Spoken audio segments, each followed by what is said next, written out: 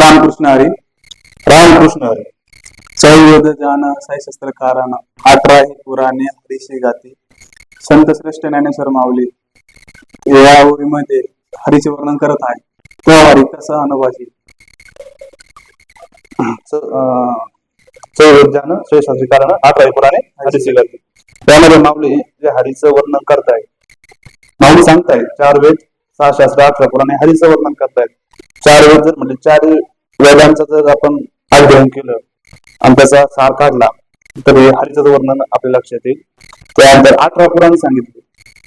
18 पुराणामध्ये जर आपण आता इथं थोडा संभ्रम निर्माण होईल तुमचा की आता म्हणाल की शिवपुराण बघितलं तर शिवपुराणामध्ये भगवान शिवशंकराचं वर्णन येतंय. तुम्ही म्हणताल की मग हरीचं वर्णन. भगवान जे शिवशंकर आहेत ते कोणाचं स्वरूप आहे? ते हरीचं स्वरूप आहे. श्रीमद भागवत महापुराण तर भगवान श्री हरिकृष्णाचं वर्णन आहे पूर्ण. ते 18 पुराण कुठलंही एक पुराण घ्या आणि त्यातला सार काढा, ते सगळं हरीचं वर्णन करतोय.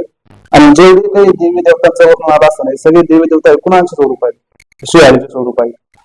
एवढंच नाही, त्याला जे 4 वेदांनी 6 शास्त्रांनी 18 पुराणांनी जे हरीचं वर्णन केलंय ना, तर तो हरीचं स्वरूप जर बघायला गेलं तर तो या आपल्या प्रत्येक जीवनामध्ये हरीचं स्वरूप आहे.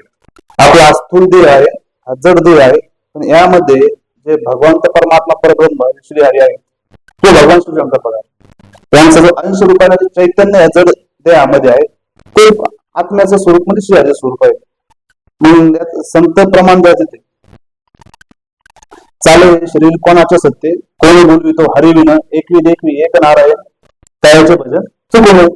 आपला हा स्थूल जे देह आहे तो त्या चैतन्याच्या स्वरूपाने चैतन्याच्या सामर्थ्याने शक्तीने चालतो. म्हणजे तो आत्म्याच्या सामर्थ्याने आपला शरीर व्यवहार करत असते.